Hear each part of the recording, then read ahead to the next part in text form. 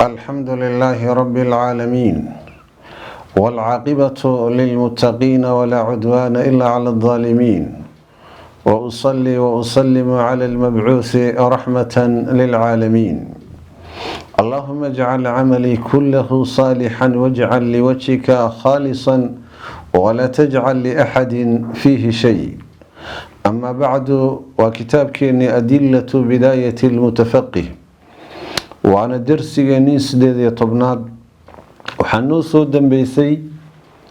meydka kitaabul janais baynu ku jirnay ruuxa meydka ahi markuu dhinto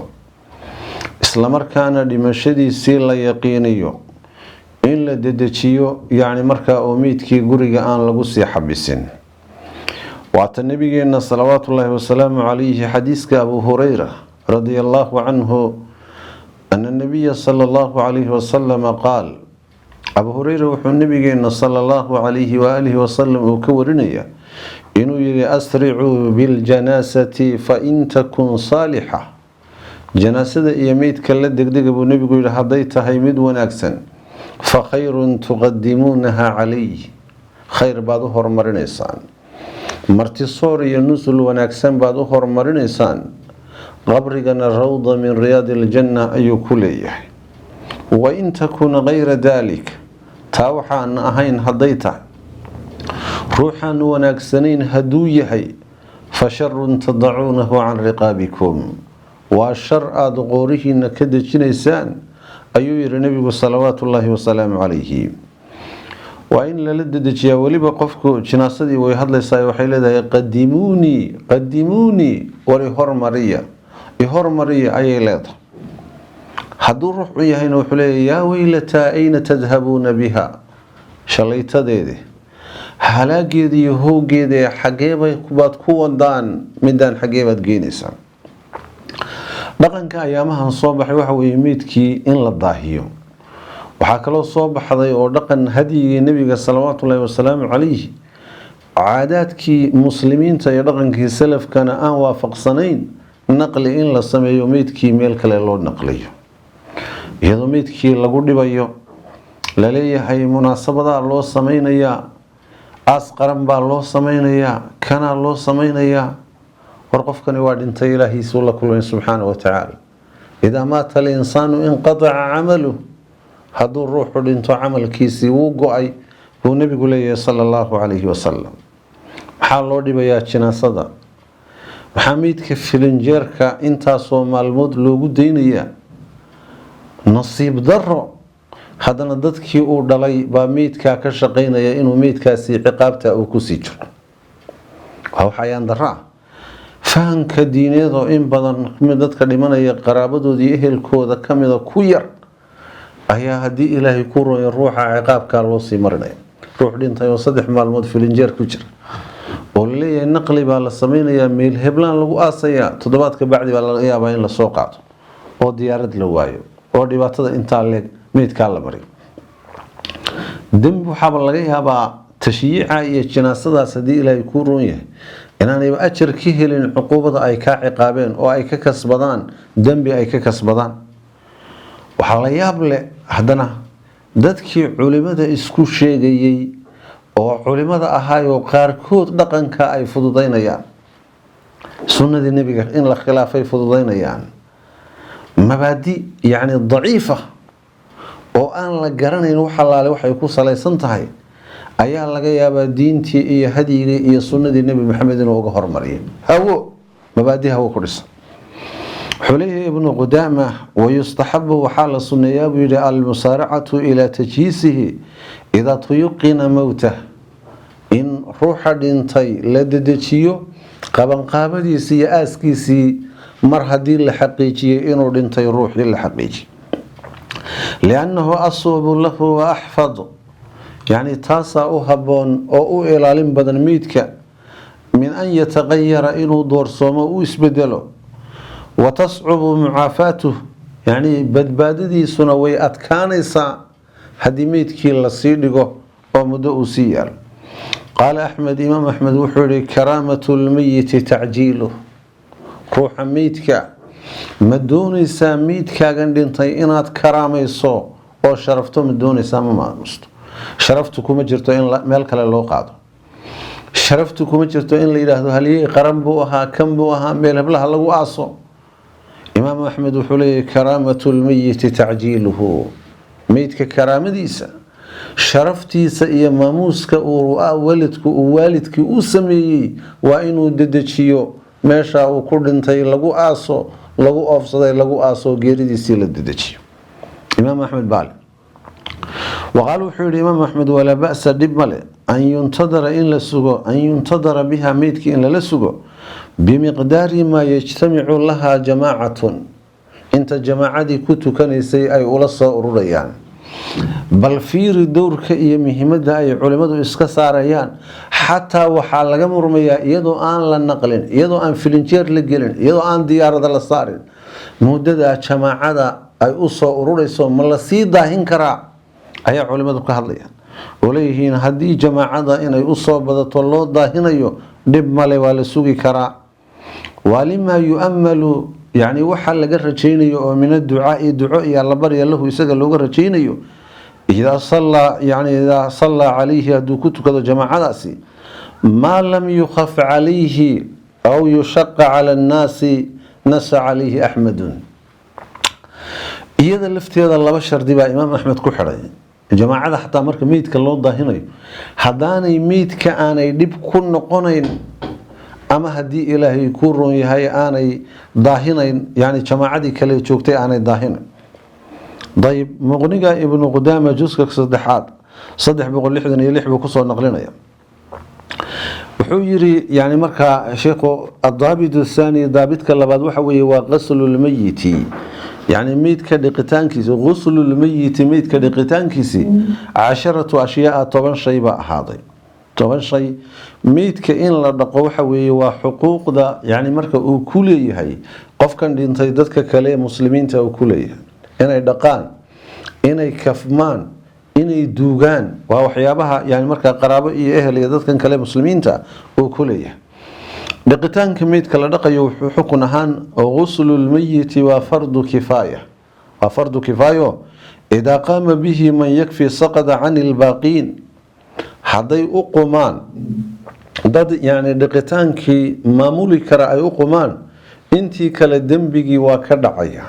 furuudul kifaa'iga waxaa la yidhaha idaa qaama bihi albacdu saqada alismu can ilbaaqiin. dayib عن ابن عباس عبد الله بن عباس وحى لقوري أن النبي صلى الله عليه وسلم قال وحول في الذي سقط عن راحلته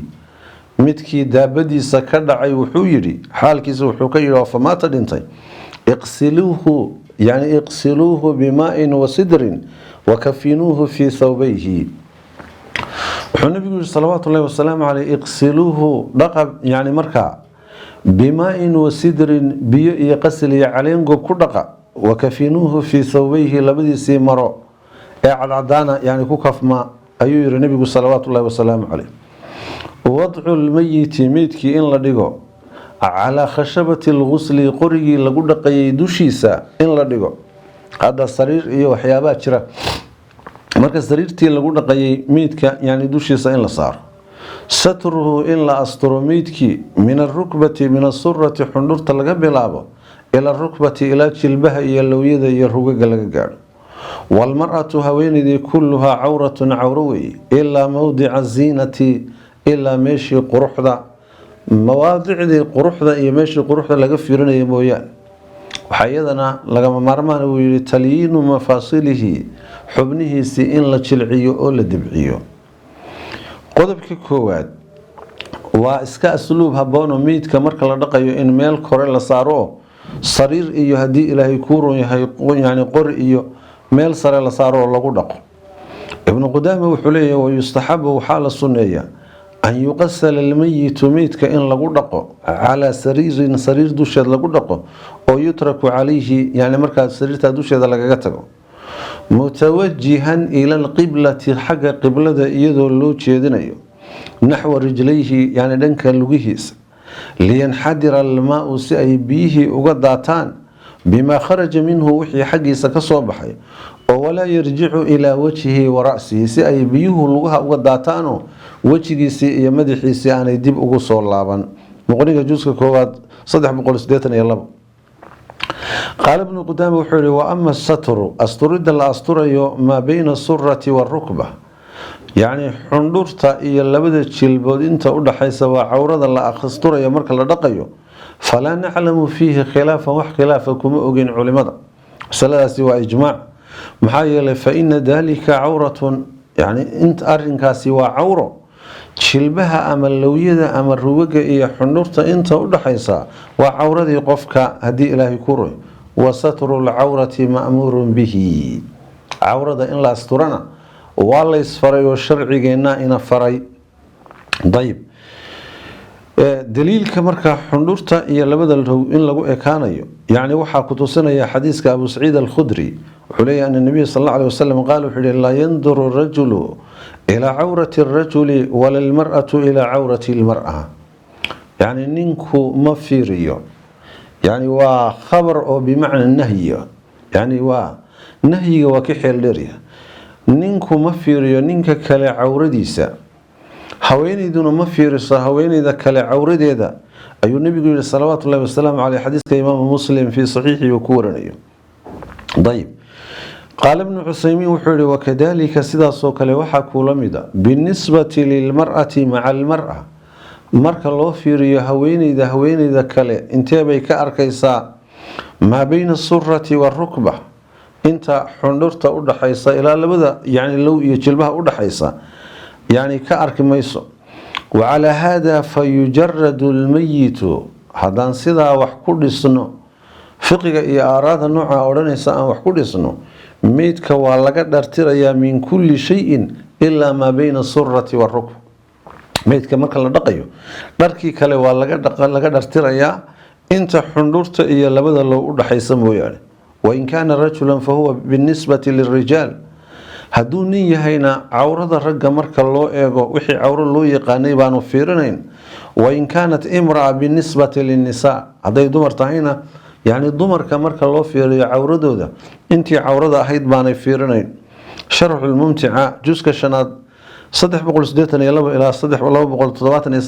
273 ayuu ku leeyahay ibnu qudaama wuxuu leeyahay wayustaxabu dalika arinka waxaa la suneeyaa atalyiinu xubnihii in la jalciyo xubnaha in la jalciyo maxaa loo jeedaa laba jeerba waa loo baahanya xubnihii in la debciyo aanay kala tawafin oo kala engegin marka naftu ka baxayso xubnaha in loo debciyo laysugu jebiyo ayaa loo baahanya indhihii iyo haddii aanay taagmin xubnaha aanay kala tawafin marka la dhaqayana in xoogaa loo yaro debciyo fii mowdicayni laba meelood caqiba almowti qabla qaswatiha biburuudatihi yani marka uu dhinto ka gadaal intaanu engegin ka hor oo aanu qalalin iyo waidaa akhada fii quslihi iyo qubayskiisa iyo dhaqitaankiisa marka la gudagalo juska saddexaad 372 buu sidaa ku leeyahay masalada ku xigta wuxuu yidhi waa casru badnihi calooshiisii in la tuujiyo casran tuujin oo rafiiqan turitaan leh marka la dhaqayo xagga gacanta inta kor laga soo saaro calooshii in la tuujiyo yani haddii ilaahay kuu roon yahay iyo iyadoo meydkii marka loo turayo waxaa loo daliishaday xadiiska ibnu maaja uu warinaya saxiixa ayaa loo daliishaday 1467 ibnu maaja uu ku warinayo saciid ibnu lmusayib baa wuxuu ka warinaya can caliy qaala wuxuu yihi cali radi allahu canhu annahu dahaba yaltamisu min rasuuli illaahi sala allahu caleyh wasalam maa yultamasu min almeyit waan tegay buu yihi anigoo nebi maxamed ka fiirinaya oo ka baadhbaadhaya waxa meydka laga raadiyo falam yara shay-an shayna kumaanu arag nebiga salawaatu ullahi wasalaamu calayh faqaala wuxuu yihi baabii wa ummii dayiban xayan wa dayiban meyita aabbahay iyo hooyaday allaha kugu furto ha kugu samata bixiyo ha kugu badbaadiyo bedelkaage waad wanaagsanaatay nolol iyo geeriba waad wanaagsanaatay rasuulka ilaahi salawaatu ullahi wasalaamu calayh allah baa doortay nolol ahaanna wuxuu ahaa shaqsiga ugu qiimaha badan oo sharaftiisa iyo karaamadiisa iyo qaab abuurkiisa oo dhan baa la ilaaliyey markuu dhimanayana nabiga salawaatu ullahi wasalaamu calayh waa la ilaaliyey masalada ku xigta wuxuu leeyahay waa lafu khirqatin calal inuu ku duuduubo calaa yadi lmuqasili midkii dhaqayay gacantiisa alyusra bidix yacni marka iyo watanjiyatu lmayiti iyo meydkii inuu istijeeyo. hadda calal in bidixda lagu duubto looma baahneen, haddii ilaahay ku ruyn bidixda loogu istijeynayo yani waxaa galofis iyo waxyaabo yani baa hadda maanta kaa anfacaya. tawdiihu in loo weyseeyo meydkii loo weyse qaado, gaslu ra'sihi madaxiisa in la dhaqo meydkii iyo walixyatihi garhkiisa bilmaai alqaraaxi yani biyo saafiya in lagu dhaqo. almaau tahuur yani kayra makhluuطin bishay, waa biyo daahiro aan waxba lagu darin ayaa la yidhaha marka hore in lagu dhaqo. ibnu qudaama wuxuu leeyahay wayalufu duubaya alqaasilu calaa yadihi khirqa, midka dhaqaya gacantiisa bidix wuxuu ku duubayaa khirqatan khashina maro adag oo yamsaxuhu biha uu ku masaxayo lianlaa yamasa cawratahu si uusan ruuxan dhintay cawradiisa u taaba. lianna annadara ila alcawrati xaraamun, maxaa yeelay fiirada ama eegmada ama daymada la daymoodo ruuxii dhintay cawradiisa waa xaaraan. waxaa leeyahy ibnu qudaama marka uu leeyahay fallamsu awlaa, in la taabtana waa kasii awleysan tahay ayuu ku leeyahay muqniga juska 374 raqamka. ayb wuxuu yihi marka wajumlatu dalika arrinkaa duuduubkiisu wuxuu noqonayaa annahu idaa anjaahu markuu u istijeeyo wa asaala canhu annajaasata nijaasadana uu ka suuliyo ruuxii dhintay, bada-a bacda dalika arrintaa ka gadaal buu wuxuu bilaabayaa fawada'ahu wuu u weyse qaadaya uu weyseynayaa wuduu'a salaati weysadii salaadoo kale u weyseysanaya. weysadii salaada oo kale ayuu meydkii u weyseynayaa. fayaqsilu kafayhi labadiisa baabucuu dhaqaya, suma ya'khudu khirqatan khashina calal adag buu qaadayaa, fayabulluhaa wuu qoynayaa, wayajcaluhaa wuxuu ka yeelayaa calaa usbucihi fartiisa dusheedu ka yeelayaa, fayamsaxu asnaanahu wa anfahu xataa yunadifaha, yani afkiisa ayuu ku masaxaya yeelkiisa ilaa uu nadiifiyo. wayakuunu dalika arrinkaasina wuxuu ahaanayaa fii rifqin yani tudhid iyadoo meydkii loo tudhay. uma yaqsilu wajhahu wejigiisu dhaqaya,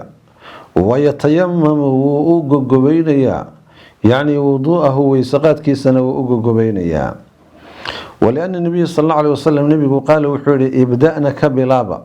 gabadhiisa markii la dhaqayo meydkeeda bimayaaminiha midigyadeeda iyo wa mawaadici lwuduu'i minhaa iyo meelaha weysada ee jidhkeeda ka mida. wa jumlatu dalika arrinkaa duduubkiisuna wuxuu noqonayaa ana almuqasila ruuxa dhaqaya meydkii dhaqaya bacda tawdii'ihi markuu u weyseeyey kabacdi yushracu waxaa loo jideeyey yani marka ama yashracu wuxuu gudagelayaa fi lgusli qubayskii dhaqitaankii iyo maydhigii ayuu gudagelayaa. fayabda-u wuu bilaabayaa yani fii qasli ra'sihi madaxiisa inuu dhaqo iyo walixyatihi garhkiisa bilmaai alqaraaxi biyo saafiya oo ku dhaqo qabla ifaadati shayin cala almaa, intaanu biyihii shay kale aanu ku darin ka hor, saabuun iyo qasl iyo intaanu biyaha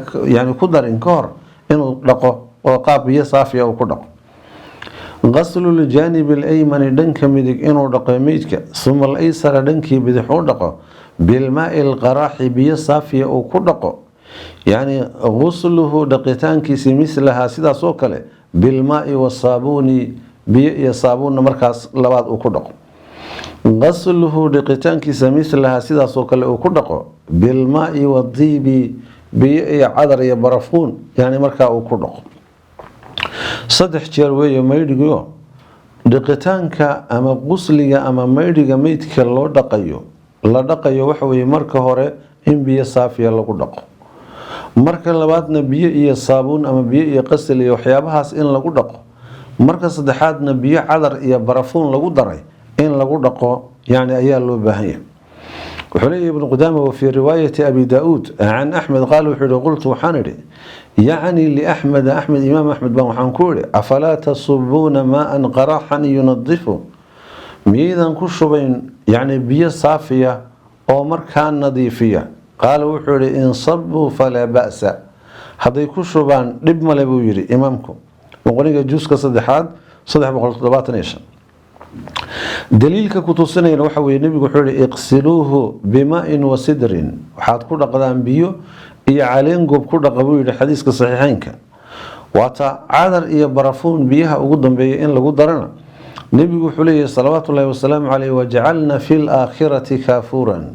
marka ugu dambeysana waxaad ka yeeshaan kaafuur ka yeela dayb sifada loo dhaqayo yacni addaliilu calaa sifati algusli jumlatan daliilka ku tusinaya qaabka loo dhaqayo duuduub ahaan waa xadiiska Cadiya fi saxiixayn qaalad waxay tiri dakhala calayna rasuulullaahi sala allahu calayhi wasalam nebi maxamed baa noo soo galay suubanaha wanaxnu naqsilu ibnatahu annagoo gabadhiisii dhaqayna faqaal wuxuu yihi iqsilnaha halaasan aw khamsan aw aksara min dalika bimaa-in wa sidrin 3 jeer dhaqa ama waxaad dhaqdaan yacni 5 dhaqa ama intaa 3daa wax ka badan dhaqa biyo iyo caleen gobna qasilna ku dhaqa wajcalna fi laakhirati kaafuuran marka ugu dambeysana biyaha kaafuur ka yeelo shay udgaya oo caraf leh oo barafuun leh yacni marka ku dara fa idaa faraqtunna markaad ka faaruqdaan ee aada dhammaysaanna fa adinanii isoo ogeysiiya falamaa faraqnaa markaanu dhammaynay dhiqitaankii iyo maydhigii markaanu dhammaynay ayaanu aadannaahu aanu soo ogeysiin fa alqaa ilaynaa xiqwahu hoos guntigiisii iyo macawustiisii buu noo soo tuuray faqaal wuxuu yihi ashcirnaha iyaahu yacni kafantii iyo dharka ay sidato uga hoosaysiiya maxaa yeelay nebiga salawaatu ullahi wasalaamu caleyh aasaartiisa dharkiisa iyo aasaarta kabihiisa muxuu ahaa candhuuftiisa iyo jidhkiisa iyo timihiisaba waa laga barakaysanayay nebiga salawaatu ullahi wasalaamu caleyh ibda'na bimayaaminiha wa mawaadici alwuduu'i minha meelihii weysada iyo midigta ka bilaaba uu nebigu yihi salawaatu ullahi wasalaamu caleyh timihii marka hadday haween tahay timaha waa loo shanlaynaya waxay Cadiya leedahay wamashadnaaha 3 quruun timihii waan shanlaynay 3 tidic iyo 3 gees baanu ka yeelnay naqadnahu waanu furfurnay timihii uma qasalnahu waanu dhaqnay yacni intaa ka gadaalna waanu dhaqnay riwaayo kale waxay leedahay fadafarnaa shacrahaa timaheedii waanu tidicnay waanu soohnay ama waanu galoolnay 3 aslaasin 3 qaybood yacni qarnayha wa naasiyatayha labadeeda yacni food iyo haddii ilaahay kuu roon yahay labadeeda gees iyo foodeeda ayaanu ka yeelnay wa alqaynaahu khalfahaa gadaasheedana waanu ka tuurnay الضابط الثالث ضابط كصدحات وحوي الكفن روحي مركو دنتي إلهي سبحانه وتعالى وأفصدي لا دقي وإن كفنتي لقليا طيب كفنت يعني إن لقلينا دليل كذا وحاكتو صنية انت إن كفنت قلين معلق وحكينا يا فائده وحليه يجوز للرجل أن يغسل زوجته وللزوجة أن تغسل زوجها waxaa u bannaan ninkii haweenaydiisa inuu dhaqo hadday dhimato haween kale aanu ku hadlayna isagu inuu dhaqo haweenaydiina waxaa u bannaan ninkeedu hadduu dhinto inay iyadu dhaqdo Caaisha radiyallahu anha waxaa laga warinayaa qaalad waxay tiri low kuntu istaqbaltu min amri ma stadbartu ma qasala an-nabiy sallallahu alayhi wasallam ghayru nisaa'i wixii yani isoo dhaafay aan soo daba jeediyay haddaan qaabili lahaa bay tiri shaygii isoo dhaafay aan u daba jeediyey maa qasala nabiy sallallahu alayhi wasallam ghayra nisaa'i yani ghayru nisaa'i dumarkiisa cid aan ahayn nabi maxamed may dhaqeen asma bint umaysna abubakar yadaa dhaqday mar kale waa tale Caaisha radiyallahu anha qaalad waxay tiri rajaca ilaya rasuulullaahi sallallahu alayhi wasallam min janaasatin bilbaqii nabi maxamed baa ii soo laabtay asagoo jinaaso sii sagootiyay oo baqiic ka soo laabtay buu ii soo laabtay waana ajidu sudaacan fi ra'si anigoo madaxayga madax xanuun ama dhanjaf madaxayga ka helay wa aqulu waxaan leeyahay waa ra'saah alla madaxaay faqaal wuxuu yidhi bal ana waa ra'saah bal aniga madaxii xanuunaya buu nabigu yidhi maa daraki isagoo Caaisha u laabqaboojinaya wuxuu yidhi maa daraki ku dhibi mayso لو مت قبلي أنيق هرتي هداد لمتو يعني النبي صلوات الله وسلامه عليه وحده فقسلتك أنكو دق أو وكفنتك أنكو كفن ثم صليت عليك ودفنتك كذبنا أنكو وتكذو كذبنا أنكو آصو ما حيكون لي بيسا بركة النبي محمد صلوات الله وسلامه عليه بعد هليسا هداد يقهر لمتو أنكو دقو وأنكو أنكو كفمو قعنت إذا كوكو كفمو أو كوكو تكذو أو أنكو آصو كدبي ما يسوي النبي صلوات الله وسلام عليه. حديث كاس مركي ابن ماجه يا أحمد باورنية إرواء الغليل كا يعني جزء حديث كتضابق أيوه الشيخ ناصر وكسر عيالي حكم كميت كإن لك فمرك لقى ورميونه يعني حكم أها وحوي يعني فروض الكفائي ويو وفرض كفائي يعني حكم تكفين الميت فرض كفائي إذا قام به البعض سقط عن الآخرين. حديدتك قاركود قبل كم إذا هوشي أي نجا كافيان أنتي كلنا الدنبي وكدعيا. عبد الله بن عباس وحورنيا في المحرم الذي وقصته دابته روحي محرم كهاي دابدي سؤال لقنش بسيمركو كورمي. قال رسول الله صلى الله عليه وسلم نبي وحوري اغسلوه بماء وسدر بيئي علين قب كردق أبو نبي صلوات الله وسلام عليه وكفنوه في ثوبين لوادي سمرود لو مرنا كفما ولا تحنضوه يعني برفون يؤدقنا همرننا ولا تخمروا رأسه مدحسا هدبولنا فإنه يبعث يوم القيامة ملبيا مالك قيامة وحال الصواب بحين دونا أسقو تلبيسنا يقول لبيك اللهم لبيك لا أيال صوصار دونا. وأنا حديث يعني مركا حديث صحيحين كبخاري مسلم أي ورنيين علي مركا ثلاث لفائف صدح مرو يعني أيال لغو ضوبيا لفائف يعني وحوي وقوئي وينا صدح مرو واوين أيال لغو ضوبيا ننكي كاسو يستره أستري جميعه جركي سدمانتي إلا رأس المحرم روحي محرم كامدحي سموياني iyo wajha almuhrimati haweeneydii muhrimada ahayd wajigeeda mooyaan iyadana la qarin maayo la dabooli maayo. dayb xadiiska Aisha ayaa daliil u ah Aisha waxa nabiga salawaatullaahi wa salaamu alayhi fi sahihayn yani marka ay ka warinaysaa inuu yiri Aisha waxay leedahay qaalat kufina rasuulullaahi sallallahu alayhi wasallam fi thalathati athwabin bidin sahuliyatin min kursufin laysa fiha qamisun wala imama. نبي محمد وحال لغو كفمي صدح مرو عد او سحولية يعني بلدك سحول لو نسبي او من كرصف يعني قطن عدب لقسمي ليس فيها قميص ولا عمامة يعني كواسو قميص عمامتهن أنا كجرين. طيب وحكى له لود لشنيس الحديث كابن عباس وأنه صمر بينما رجل واقف بعرفة إذ وقع عن راحلته فوقصته يعني قور نتاجنا عرفوا تاجنا مركزوا وحكر عي جديد كيسي هشيسي مركزي لقون شبس أو قال وحوري وشك راوية فأقعصته يعني وين لقون شبسي فقال النبي صلى الله عليه وسلم النبي وحوري اغسلوه بماء وسدر وكفنوه في ثوبين بيا يغسل علين قب كردقة الله مرنا كوكف ما بالنبي يقول وفي رواية في ثوبيه لبدي سيجو عد كفما ولا تحنطوه يعني برفون يا عذر همرننا. وفي رواية ولا تضيبوه طيب يا عذر هودويننا ولا تخمروا رأسه مدح الروح محرم كائنا لقرنين بالود لشنيا ولا وجه سها قرنين هدبولنا فإنه يبعث يوم القيامة محرما فإنه يبعث يوم القيامة ملبيا أسقو تلبيسنا يقول لبيك اللهم لبيك له أيها الصوصار دونا. ابن عثيمين رحمه الله تعالى شرح الممتع وحكوليه أي لو ماتت أنثى هديدمة مدلدق محرمة إذا محرمة حجك حرمانيسا إلهي أفصدي فإن وجهها لا يقضى وجه إذا لدبول مايو وهذا إن لم يمر بها كاسنوا إن لم يمر بها هدان لصومرين حول رجال أجانب حق أجانب هدان لصومرين فإن مر بها هدين لصومر حول رجال أجانب فإن وجهها يستر كما لو كانت حية هدي رق أجانب لصومرين وجه إذا والله أسطر يا سيدي لو أسطر لها مركي نوليد أو كله جزء شنات صدح بقولي لحدا بكله. طيب مركي نوجد ابن مركا وقضبك كحجة الضابط الرابع وحوي أركان الصلاة الجنازة أركان الصلاة الجنازة 7 تضوي حكمك صلاة الجنازة وفرض كفائي إذا قام بها من يكفي سقط يعني سقطت عن الباقين لحديث سلمة ابن الأكوع في قصة الرجل الذي مات وعليه دين قال النبي صلى الله عليه وسلم نبي وحي صلوا على صاحبكم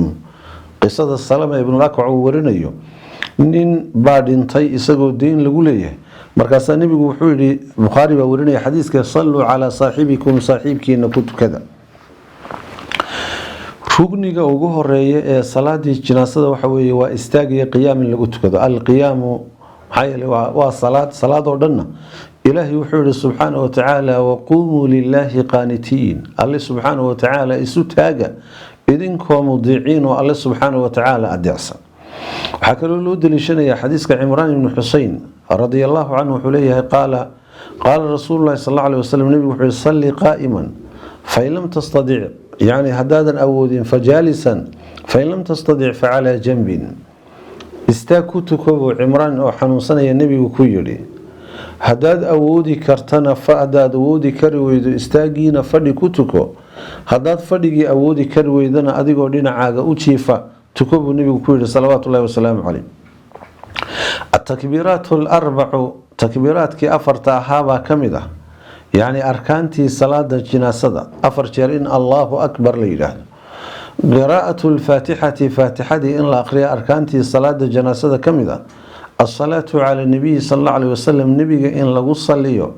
وصلي إبراهيمية للي مادو أي أركانتي صلاة الجنازة كمذا الدعاء للميت ميت كإن لو دعيه أي إساقنا أركانتي يعني صلاة الجنازة كمذا سلام النقص با كمذا الترتيب يعني ترتيب كيبا إساقنا أركانتا كمذا وحليه هي يعني ركنك ugu horeeya التكبيرات الأربع يعني waxa kamida qiyaamka marka la istaago takbiraadki afarta in la yimaado afartaas hadii Ilaahay ku roon yahay waxa loo daliishanaya xadiiska Abu Hurayra yani marka fi sahihayn nabigu sallallahu alayhi wasallam alayhi na'an najashiyya fi al-yawm alladhi mata fihi nabigu wuxuu ka waramay khabarkii ku saabsanaa geeridii najaashi boqorkii asxama la oran jiray najaashi la oran jiray ee dhulka xabashida haystay ee marka muslimiintu ay u hijroodeen markay u hijroodeenna garabka iyo gaashaanka u noqday alladii maata fihi yani kaasoo markii uu dhintay buu ka waramay kharaja ila al-musalla musallihi iyo banaankii iida lagu tukanayay buu nabigu sallallahu alayhi wasallam u baxay saxaabadii buu yiri soo baxan weyn baa dhintay فصف بهم وصف وكبر أربعا أفر تكبيراتنا هو تكبيرتين النبي صلوات الله وسلامه عليه أبي أمامة الباهلي وحليه قال السنة في الصلاة على الجنازة سنة الصلاة الجنازة وحويه أن يقرأ في التكبيرة الأولى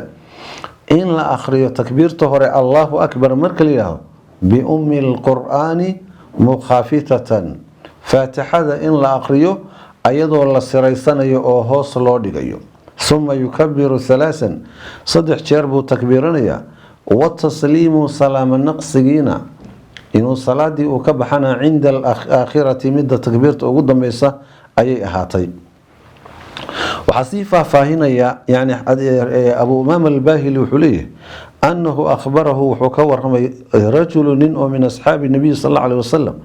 أصحابتي النبي نين يعني كمذا وحوك شيء أن السنة في الصلاة على الجنازة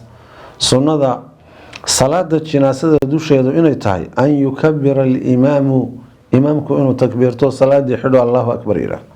ثم يقرأ بفاتحة الكتاب بعد تكبيرة الأولى سرا فاتحة فرشدنا سورة الفاتحة إنه لي مادو تكبيرتك واتكجذال أسقو سريسنا سرا في نفسه ثم يصلي على النبي صلى الله عليه وسلم نبي أيوكو صلينا يا رواية كاسن وانا صحيح والنسائي بورنيا رواية هو يكون سقال بقول سديتنا يا سقال يعني أيوكو ورنيا وانا صحيح طيب ميت كإن لو دعينا النبي صلى الله عليه وسلم على حديث أبو هريرة أبو داود هي من ماتش ورنيا حسن كا أيو نبي حليه هي إذا صليتم على الميت روحي ميت كها إردن تيمركات كنتو كتان فأخلصوا له الدعاء دعاء أو خالص يلا أصافي يلا ودعاء دعاء أبر احترى أيولي النبي صلوات الله وسلامه عليه حكوا بدا حديثك عوف بن مالك أيا كولا بدا إمام مسلم ورني في صحيحه وحليه هي قال صلى رسول الله صلى الله عليه وسلم على جنازة فحفظت من دعائه وهو يقول nebi maxamed baa sala allahu caleyhi wasalam janaaso iyo meyd ku tukanayay. saxaabada dhaqankoodu waxay soo guurinayeen, waxay yani marka ay fiirsanayeen afcaasha iyo dhaqamada nebi maxamed uu samaynayo iyo aqwaasha uu ku hadlayo o dhan, maadaama ay tashriic yihiin oo way noo soo guuriyeen. janaasadii markii uu duceeyey ducadii uu xifday isagoo leh allaahuma kfir lahu warxamuh, alla u dambi dhaaf oo u naxariiso, wacaafih wacfu canhu, ilaahay oo cafi iska cafi oo u dambi dhaaf, waakrim nusulahu wawasic mudkhalah, martisoorkiisana ilaahu hagaaji, madkhalkiisa iyo meesha uu gelayay qabrigiisana alla u waasici,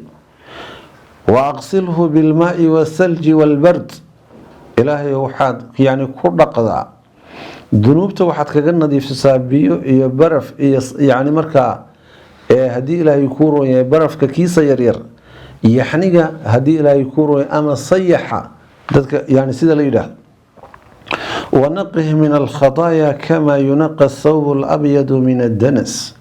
allow dunuubtii iyo gafafkii uu galay ka nadiifi,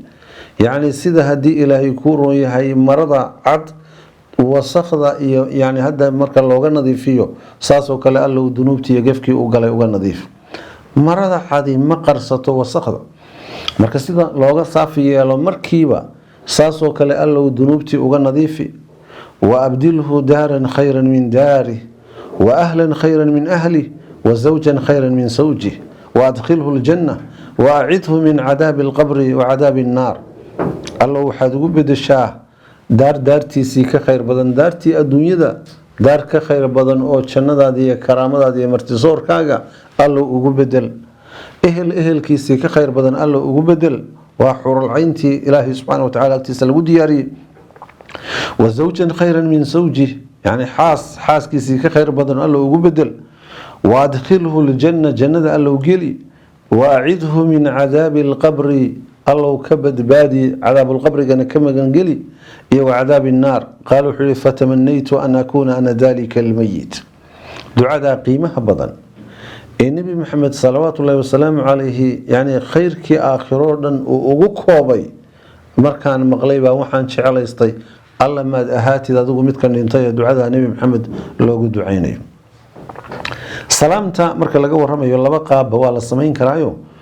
in midigta keliya lagu kaaftoomo salaada janaasada marka laga hadlayo assalaamu calaykum midigta keliya loo salaamo naqsado oo bidixda waxba assalaamu calaykum aan la odhan, iyo sida salaadaha caadiga ahba assalaamu calaykum labada dhanba aynu u eegno, labaduba waa sugan yihiin, dhib male. waa masalo ijtihaadiyo in lagu dagaalamo haddii ilaahay kuu roon yahay marka aan mudmayn, haddii ilaahay kuu roon yahay. xadiiska cabdullahi bni mascuud baana loo daliishadaayo labada dhanba in la eegi karo. wuxuu leeyahy cabdullahi bni mascuud salaasu khilaalin kaana rasuulu llahi sal allahu alayhi wasalam yafcaluhunna tarakahunna annaasu, saddex arrimoodoo nebi maxamed uu samayn jiray dadku way ka tageen. ixdaahunna atasliimu cala aljanaasa, mideed waxa weeye waa salaamo naqsiga janaasada iyo meydka marka lagu tukanayo, misla tasliimi fi salaati, waxay la mid tahay salaamo naqsiga salaada oo kale la mid tahay. salaada haddii marka la salaamo naqsanayana labada dhanba waa la fiiriyaa, midig iyo bidix. waxaana xadiiskaasi waa xasano, waxaa haddii ilaahay kuu roon yahay warinaya bayhaqi baa fii sunanii ku warinaya juska afraad 43, albanina waa axkaamul janaa'iska ayuu ku taxsiiniyey haddii ilaahay kuu roon yahay. waxaa kula mida يعني دن كلي إن لو كافتومي كان حديث أبو هريرة أن رسول الله صلى الله عليه وسلم صلى على جنازة النبي كتو كذي فكبر عليها 4 وسلم تسليمة واحدة. هل مربو سلام نقصده مدك تأو إيجي النبي صلوات الله وسلام عليه مركو صلاة الجنازة وكتو كذي أفر شارو تكبيرته. شو أيضا ضمن وحسن ودراقطني